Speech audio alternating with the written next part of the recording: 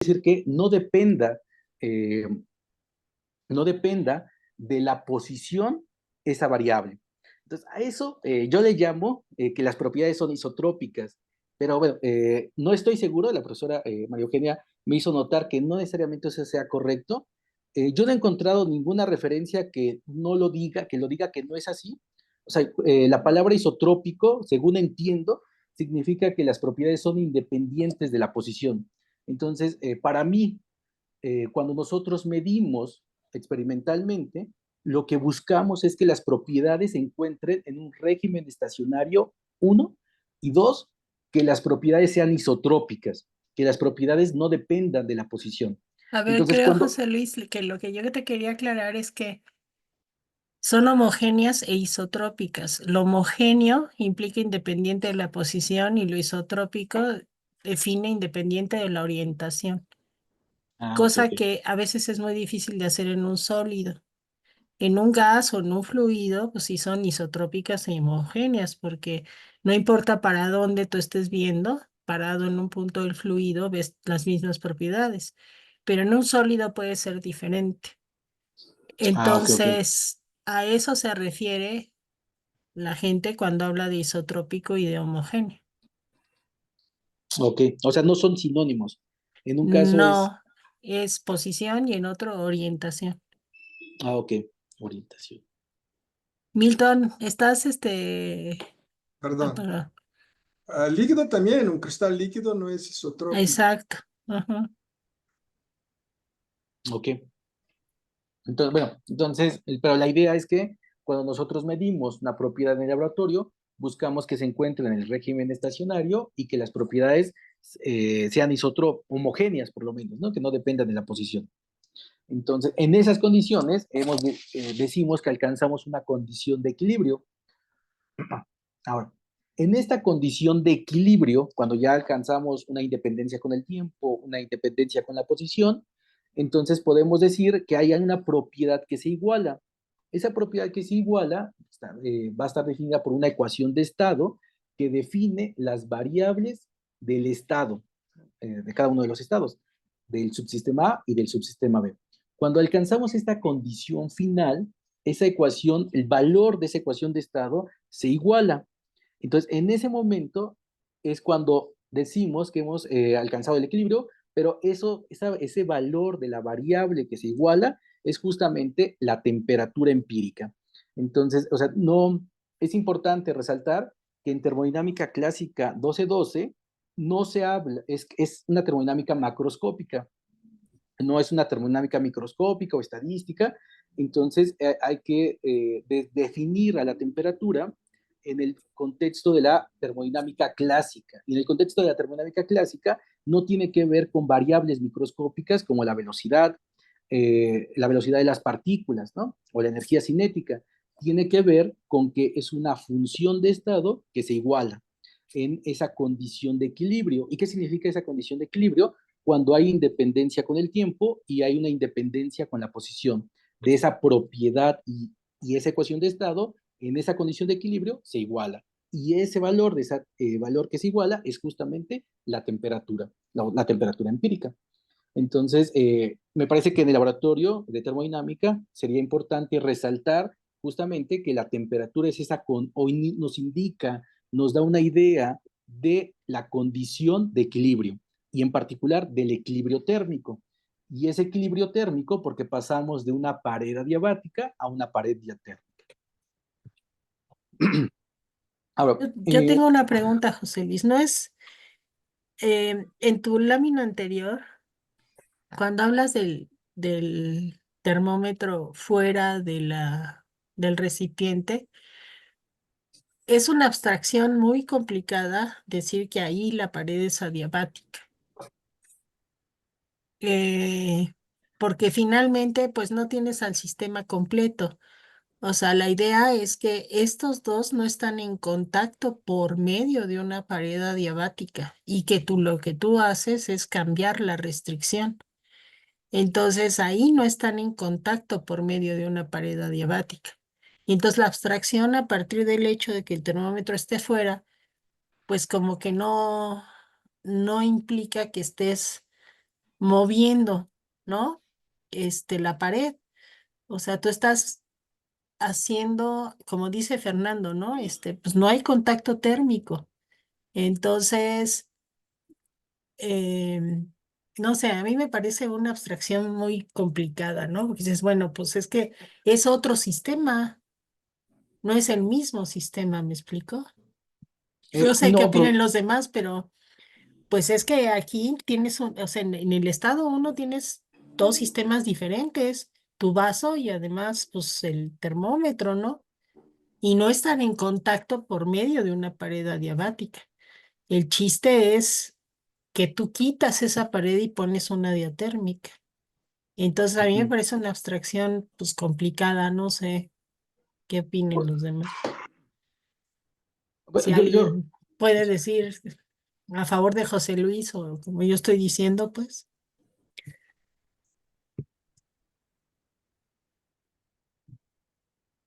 bueno, me gustaría no, resaltar unas cosas.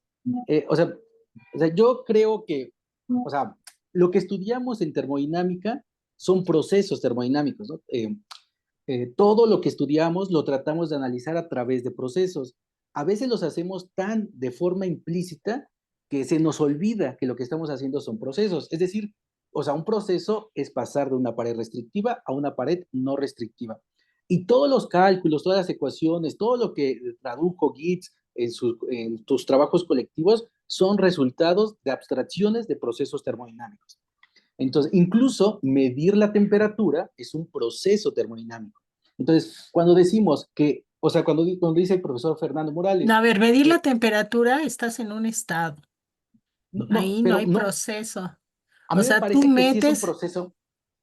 O sea, todo lo que hacemos en termodinámica se puede abstraer a través de un proceso. Y yo creo que es fundamental verlo a través de eso, del proceso, para poder entender el cambio de los estados. Entonces, cuando dice el profesor que no hay contacto térmico, o sea, el hecho de que no haya contacto térmico, o sea, significa que es una pared adiabática. O sea, no, el no, concepto, el no, o concepto, sea, ahí no hay una pared adiabática. el concepto de la pared adiabática es que no hay flujo de calor entre las dos partes del subsistema. Ese es el concepto de la pared adiabática. Ahora, que eso de forma experimental se pueda, es que una cosa es más adiabática que otra, puede ser, o sea, sí es cierto. O sea, una pared tiene una conductividad térmica diferente, pero el concepto de pared adiabática es un concepto en donde no hay flujo de calor entre esos dos sistemas. O sea, es decir, que no hay contacto térmico. O sea, cuando están separados, no hay contacto térmico y A ver, pared. Milton quiere decir algo. Sí, bueno, yo entiendo lo que José Luis quiere decir, pero creo que está siendo demasiado estricto. Es decir, un instrumento, él está asumiendo que el instrumento es un sistema y el sistema que voy a medir es otro sistema. Y ahí Ujú. pongo en contacto térmico el instrumento con el sistema, y ahí hay una transferencia de energía entre el sistema y el instrumento, ¿va? Bueno, dentro de las abstracciones, yo creo que el instrumento debe ser pensado no como un nuevo sistema, esa es mi opinión. Un instrumento Ah, es, pues es algo, digamos, que tiene una capacidad térmica, bueno, tiene un tamaño infinitamente inferior, infinitamente menor que el sistema, ¿no? Y que poner un instrumento no va a afectar las propiedades del sistema. Porque si tú piensas en el instrumento y el instrumento afecta las propiedades de tu sistema, entonces ya no estás midiendo cómo está el sistema, sino estás ujú. midiendo el nuevo estado de equilibrio. ¿Ok? Esa es mi opinión. El instrumento también tiene que ser una abstracción, ¿no? Una abstracción que vas a poner el instrumento no va a afectar el estado de equilibrio que está tu sistema. Esa es mi opinión. Pero a ver, Milton, cuando tú pones al instrumento, por eso la primera ley habla de tres subsistemas, que son dos que implican el flujo de energía y el tercero, que es el instrumento que también entra en equilibrio térmico. Sí, Exacto. en mi opinión, el sistema C no necesita ser un instrumento, es otro sistema, ¿no? Y el concepto de instrumento es algo que no va a afectar las propiedades de lo que estoy midiendo. No, porque entra en equilibrio térmico. Sí, yo sé, pero el instrumento es tan menor que el sistema, pero tan menor que el sistema, que no va a afectar el sistema. Es como si hace la demostración, por ejemplo, del máximo, perdón, de los potenciales termodinámicos. No tengo el entorno tan mayor que el sistema que puede considerar que el entorno siempre va a estar en equilibrio. Son abstracciones de la termodinámica. Yo no veo la necesidad de considerar un instrumento un sistema, ¿no? Para mí un Yo- instrumento es algo que es tremendamente menor que mi sistema y cuando pongo el instrumento para medir no va a afectar las propiedades de mi sistema. Si no es complicado, ¿eh? Porque ahí cualquier problema que tengas un instrumento en contacto con alguna cosa, pues yo tengo que considerar todo, no solo el sistema que estoy midiendo. Esa es mi opinión. A ver, José sí, Luis. sí, bueno, yo creo, o sea, estoy de acuerdo, pero depende del objeto, o sea, del objetivo de estudio. Es decir, si nuestro objetivo de estudio es estudiar el termómetro y las propiedades termométricas, entonces el termómetro es parte del sistema. Ahora, pero si mi estudio es, por ejemplo, medir la temperatura de fusión del hielo, o el calor o la entalpía, entonces en ese caso mi objeto de estudio es la mezcla de agua con hielo. Entonces sí, ahí el instrumento sale, o sea, lo podemos abstraer como algo que no afecta al sistema. Pero ahorita lo que estamos estudiando, o en esta práctica, el objetivo principal es estudiar justamente esta medición de la temperatura. Y como el artículo que comentó el profesor, el doctor Eric, ahí el instrumento es parte del sistema, es un subsistema Ujú. para poder analizar justamente el concepto de temperatura. Porque si lo abstraemos desde el inicio, o sea, como decir que no es importante el instrumento, entonces el concepto de temperatura no tiene sentido. Amén, o sea, porque es una condición de equilibrio entre el sistema, un subsistema, y el instrumento, que en este caso es el termómetro. O sea, Sí, si el objeto de estudio... yo entiendo perfectamente, sé que tú estás correcto, José Luis. Mi preocupación es si vas a estar demasiado estricto con la termodinámica, ¿no? La comprensión va para abajo, es decir, los Ujú. estudiantes no van a captar lo que estás queriendo ah, enseñar, ¿no? Claro que después tú puedes hablar de los tipos de instrumentos. Muchas veces el instrumento no es puntual, por ejemplo, un termopar, ¿no? Es en la junción que une dos metales y ahí se va a dar la diferencia de potencial, ¿va? Entonces, no sé, esa es mi opinión. Yo no haría, usando la la ley cero, no hablar del termómetro como un sistema. Yo hablaría como la ley cero son tres sistemas, la transitividad, el equilibrio térmico, y después explicaría los termómetros. ¿Okay? Esa es mi opinión. Pero sí puedes poner a uno de esos subsistemas como el termómetro, que Sí, generalmente es lo que hacen muchos libros en física. Dicen, ok, tengo un subsistema que va a entrar en contacto térmico con otro y para comprobarlo meto un tercer subsistema que es el termómetro, y todos entran en equilibrio térmico. A ver, sí, pero, Eric quiere hablar, a ver. ok. Hola, ¿qué tal? Yo más bien tengo es una pregunta, digamos, pensando en lo que está comentando José Luis. Entonces, ¿en dónde entraría, por ejemplo, este termómetro que funciona midiendo radiación infrarroja? No, digamos, está alterando mínimamente, ¿no? Al sistema que estás midiendo o sistemas. ¿Cómo entraría ahí en ese caso?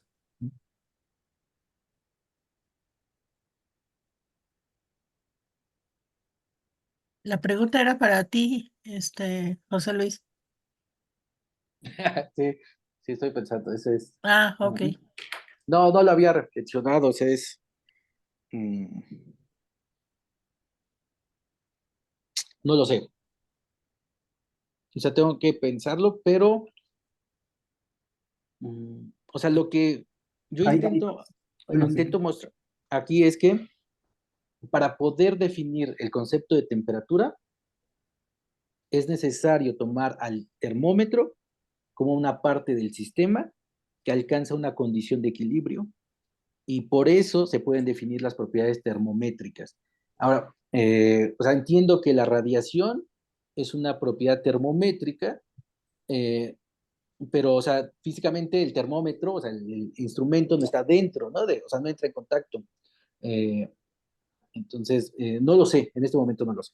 Estrictamente está en contacto, ¿no? Porque el vacío no es diatérmico, en el sentido de que todo cuerpo con una temperatura superior a 0 Kelvin irradia, ¿no? Claro, Entonces, el vacío no es, digamos, el vacío es una pared y es diatérmica, ¿no? En el sentido de que sí, va a haber flujo de energía por diferencias de temperatura, ¿no? Pues, bien recuerda, a la cuarta, ¿no? Que la radiación, la energía electromagnética es proporcional a T a la cuarta, si bien recuerdo, ¿ok? Entonces, sí, el vacío es una pared, ¿no? Y es una pared diatérmica, ¿no? Estrictamente hablando, porque por eso el Dewar tiene el espejo, ¿no? Es justamente para evitar intercambio de energía por radiación. quizá lo que hay que recordar es que toda la termodinámica la estamos estudiando sin la presencia de campos externos, ¿no? Sí, Entonces, pues ahí los campos no juegan, ¿no? Finalmente. O sea, la gravedad no entra en el discurso de la termodinámica clásica, ni los campos electromagnéticos, ninguno de ellos, ¿no? Al menos al nivel que está propuesta en la licenciatura, ¿no? Bueno, síguele, José Luis. Yo nada más pregunté que qué pasaba cuando el termómetro afuera, pero síguele, síguele. Bueno, entonces, en esta condición de equilibrio, vamos a tener esta función de estado, que es del termómetro, ya es diciendo que es del termómetro, esta parte del subsistema, con la del sistema que queremos medir. Entonces, hay una isoterma que le llaman en el artículo isoterma correspondiente, en donde va a ser función de diferentes variables para cada subsistema A o el subsistema B. Entonces, es interesante que, o sea, los valores de equilibrio térmico entre este termómetro y el sistema de medición quedan definidos por estas isotermas correspondientes. Ahora, lo interesante es que para el termómetro, esta función puede variar, aquí pongo dos variables, pero pueden ser más, pueden ser muchas más variables, en donde o sea, pueden cambiar de forma simultánea. Entonces, por eso es importante en un termómetro definir que una de ellas, o de tal, no, definir de tal forma que solamente una variable se modifique de forma sistemática. Por ejemplo, en este esquema, esta línea horizontal representa una variable que es constante y va a cruzar con las diferentes isotermas. Por ejemplo, puede ser que una isoterma sea la temperatura de fusión del hielo y otra isoterma sea o está asociada a la temperatura de ebullición del agua. De esta forma, podemos establecer una escala a través de estas propiedades termométricas, siempre y cuando mantengamos las demás constantes. Un ejemplo típico que se usa en el laboratorio de termodinámica es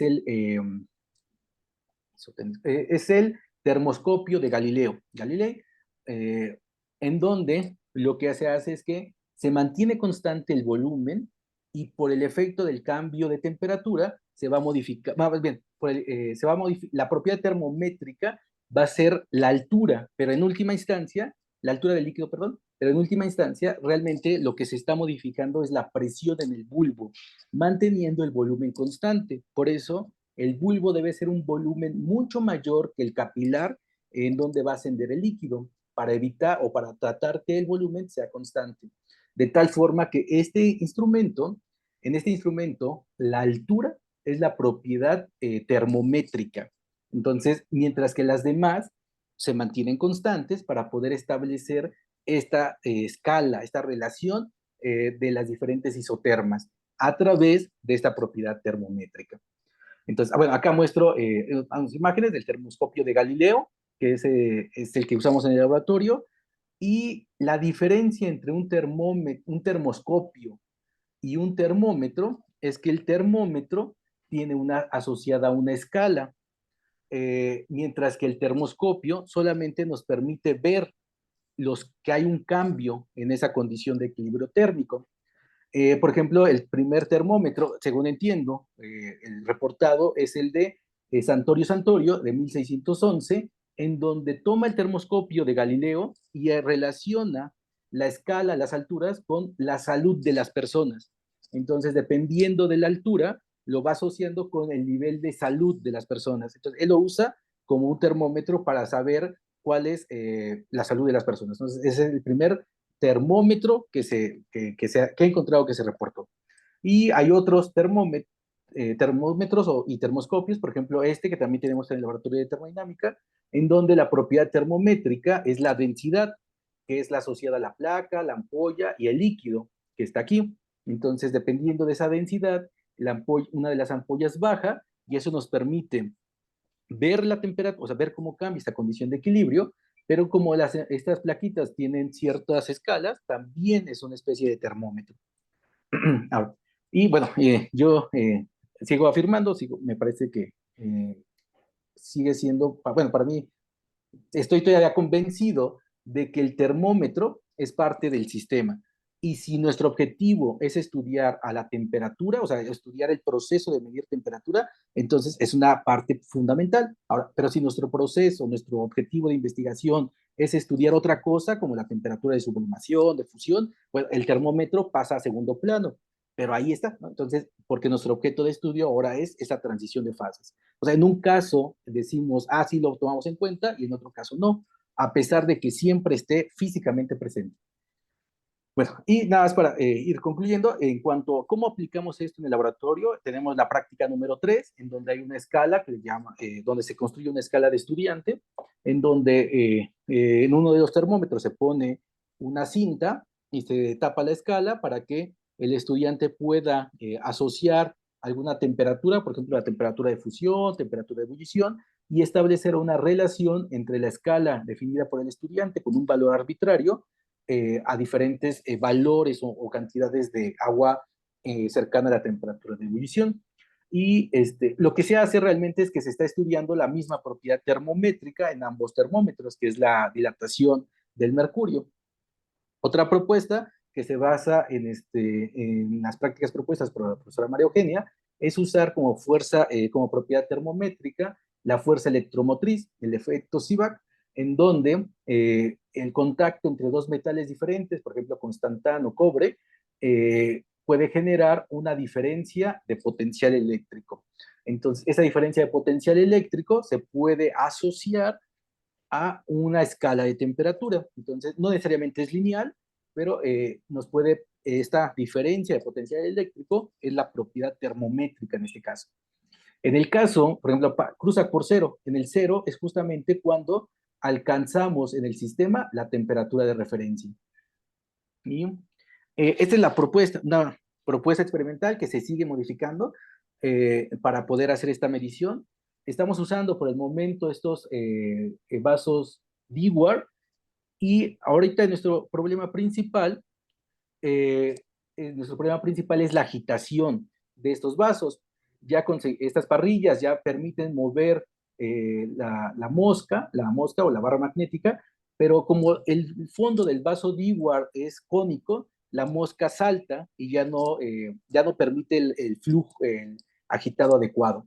Bueno, entonces lo que conseguimos recientemente, gracias a las gestiones del doctor Milton, es estos calorímetros que son mucho más resistentes, o sea, por si se caen no se rompen, y, o sea, tienen una pared aislante de poliestireno expandido, y, o sea, y funcionan bien con las parrillas de agitación. Sí, profesor Sergio, disculpe.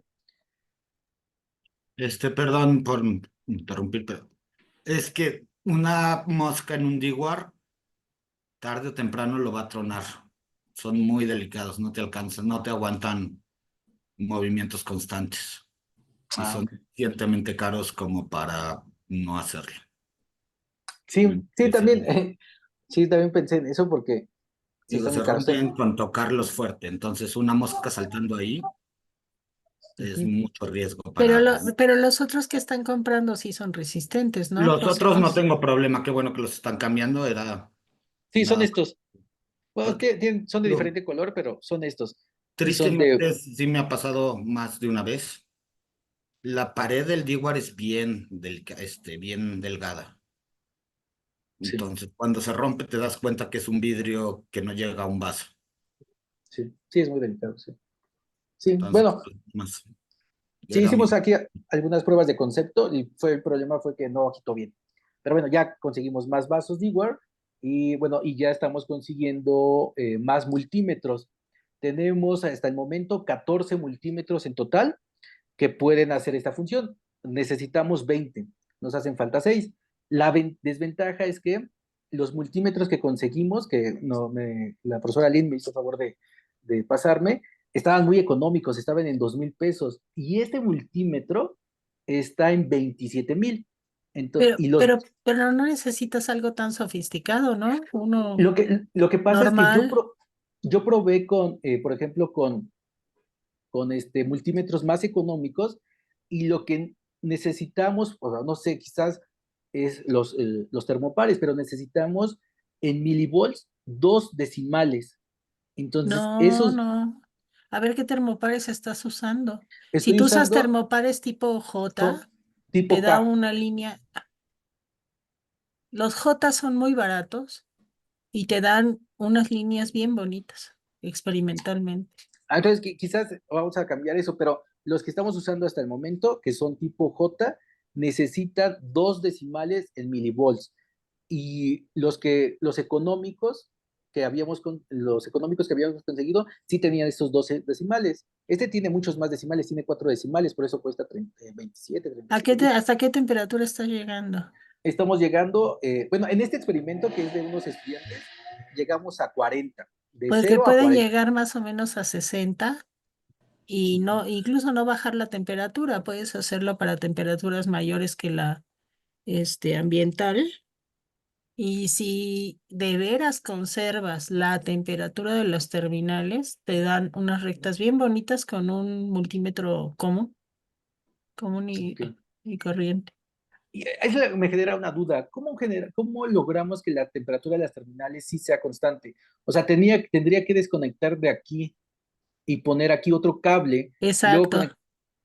y esta terminal ponerla en algún sistema a temperatura constante. No, es muy fácil. Si tú pones un cable del multímetro, digamos con unas, ¿cómo se llaman estos? Las que tienen Caimán. pincitas, caimanes, pones los caimanes en la mesa y pones algo que aviente aire, Ujú. un ventilador. Y Ok. eso te conserva la temperatura bastante bien. O dentro de hielo, ¿no? Podría ser. Bueno, aislado, pues. Podría ser, sí. Ok, ok. Bueno, voy a intentarlo con una Pero sonda. ¿Cuál dentro de sonda me dijo? hielo tienes el problema en que si te metes allá adentro con unos caimanes, te puede haber un corto. Ajá, Entonces, si lo sí, pones en la mesa y pones aire corriendo, eso ayuda a mantener la temperatura. ok. ¿Y qué sonda nos recomienda? La La sonda, J es la más barata. sonda tipo J. Ok. De hecho, si puedes comprarlas en el centro, mejor. Sí, lo que estaba consiguiendo es que venden, por ejemplo, metros o sea, ya estas sondas, estos termopares los venden por metro. Entonces, y estaba El viendo a ver si problema por después es hacer ¿cómo se llama? la soldadura. La junta tiene que ser así muy especial porque tiene que ser íntimamente. Sí, Entonces, a veces eso también es complicado, ¿no? sí, Pero bueno, sí, estaba en hablando con el profesor. el artículo 123 los venden de 2 metros, 1 metro ya preparados. Sí, Ok. Aline. Yo quería nada más añadir que en los termopares comunes ya la junta fría está suficientemente soldada lejos. Entonces, como dice Mayus, con nada más flujo de aire, ya la junta, según se mantiene a una temperatura constante y no debería de haber problema. No habría necesidad de meterlo en hielo, nada más dejarlo suficientemente alejado del sistema que está a mayor temperatura. Ujú. supone que ya están preparados justamente para eso. Ellos, de hecho, en algunos termopares te indican dónde está esa junta fría, como para que tú sepas hasta dónde lo vas a meter. Ujú. Pero Yo, no, la temperatura de esa junta fría es la que debe ser constante, y si cambia esa la es la que es temperatura, la constante. pero si cambia, por ejemplo, la temperatura del ambiente. No, no, no, no. La que debe ser constante es la de las terminales. La de la junta es la que va cambiando. Pero, discúlpame, sí, sí. No, la de las terminales debe ser constante. Y Ujú. entonces, o sea, por eso, o sea, pero si cambia la temperatura del medio ambiente, va a alterar el experimento, ¿no? Por eso. Pues lo que pasa es que te sube un poquito de tu línea, pues. mm, O sea, si ok. cambia un grado, no le afecta terriblemente a tu descripción experimental. Pero si ya te cambian 5, 6, 7 grados, entonces sí ya estás en un problema. Porque en tu gráfica, ¿puedes poner tu gráfica, porfa? Pero sí, pero está leyendo los Esa, comentarios. donde cruza es justamente la temperatura de las terminales. Y Sí, si tú te exacto. cambias de temperatura de terminales, entonces te vas a otra recta. Ajá. Entonces lo que hay que hacer es estar muy cerca de esta misma temperatura para que tus puntos queden pues decentemente en una recta normalmente o función, ¿sí? Entonces eso lo logras con un ventilador. Ahora, en los laboratorios que están multitudinarios, pues hace mucho calor, entonces pues podrías poner, no sé, ventiladores o tratar de ponerlo, es que es muy complicado, ¿no? Poner ventiladores, que los chavos no se acerquen, que estén checando la temperatura. A veces un ventilador con un vasito o con una charolita de hielo te baja la temperatura. O sea, los chavos tienen que controlarla Ujú. y eso les gusta mucho, por cierto. Ok, ok, de acuerdo. Gracias, Yo, José. yo tengo una pregunta, realmente digo, es especial, pero este experimento de hacer escala estudiante realmente tiene mucho sentido, porque pues las escalas ya están dadas, pues los estudiantes ya no van a estar haciendo escalas en su vida. Pero sería como más interesante que aprendieran otro tipo de propiedades termométricas, ¿no? Bueno, es mi opinión, pues. O sea, ¿para qué haces una nueva escala si nunca van a hacer nuevas escalas, pero sí van a usar termistores, termopares, y digo, en las estufas hay termómetros de gas y cosas de ese estilo, ¿no? Bueno, esa es mi opinión. Bueno, y hay algunos problemas experimentales. Bueno, no sé, yo cuando la hice varias veces, esta práctica, vi, por ejemplo, que cuando llegamos a temperaturas altas, el, el masking, o bueno, la cinta que cubre la escala original se va despegando y cambia de posición. Entonces, no es tan preciso, ¿no? Entonces, yo me parece que sí, por eso, bueno, dentro de las modificaciones de los protocolos está esta propuesta. También está la propuesta de la profesora, de la doctora Lin, sobre cómo medir la ah, ay, profesora, se me fue su práctica, pero tiene que ver con la calibración de termómetros, eh, y la verificación de termómetros con termómetros patrón. Esa es otra propuesta. Y hay otra propuesta que está trabajando la profesora Wendy sobre la verificación de termómetros. Pero bueno, esa es la que tenemos más avanzado, sobre todo porque ya hay más material. Ok.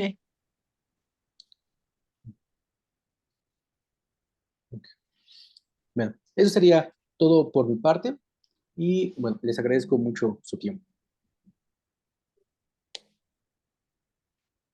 ¿Preguntas? Mm, si quieres dejar de compartir para ver si alguien se anima. Ay, ¿Cómo? yo Sí, Sergio. es que estaba buscando el botón para levantar mi manita, pero nunca lo Yo, encontré. sí, yo tampoco lo encuentro. A mí me gustó la idea, si tenemos un termopar, un multímetro y un termómetro, de en vez de usar grados estudiantes, que usen pues las propiedades de cada uno y hagan las transformaciones. No sé si sea posible. La parte que yo entiendo como más útil de esta práctica desde la perspectiva de cómo lo tenemos ahorita es que las transformaciones les cuesta un chorro de trabajo. O sea, esa parte matemática. Entonces, la verdad es que si lo relacionan a grados estudiantes o lo relacionan a potencial químico o resistencia, potencial eléctrico, perdón, las conversiones son las mismas y podrían sacarle más jugo. Y si se cuenta con los equipos, pues aprovecharlos. Ese era mi comentario. Gracias, Sergio. ¿Alguien más? Mm, mm, Pues creo que no. Bueno, entonces esto cerraría en principio la parte de ley cero y podríamos empezar a movernos a la parte de ecuaciones de estado. Entonces, no sé si alguien quiera incluirse en la discusión de ecuaciones de estado o va a ser así como dice Milton, de dedo. ¿Algún voluntario para hablarnos de ecuaciones de estado?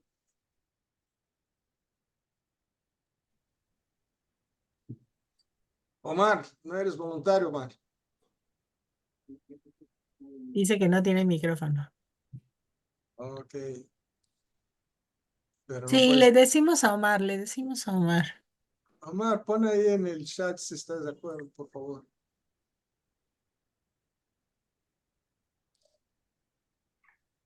Uy, yo ¿Que creo no que está? fue al baño, sí.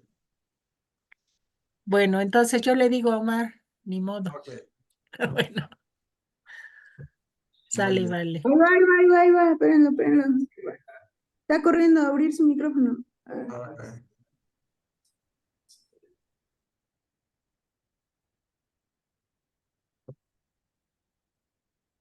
Bueno, yo empecé a grabar la sesión tarde, pero ya no les pregunté, pero se las mando de todas maneras, ¿no? Sí, Omar. Aquí estoy yo, es que estoy ahorita, me llegan los tutorados ahorita. Ok, entonces, ¿estás de acuerdo en platicarnos sobre ecuaciones?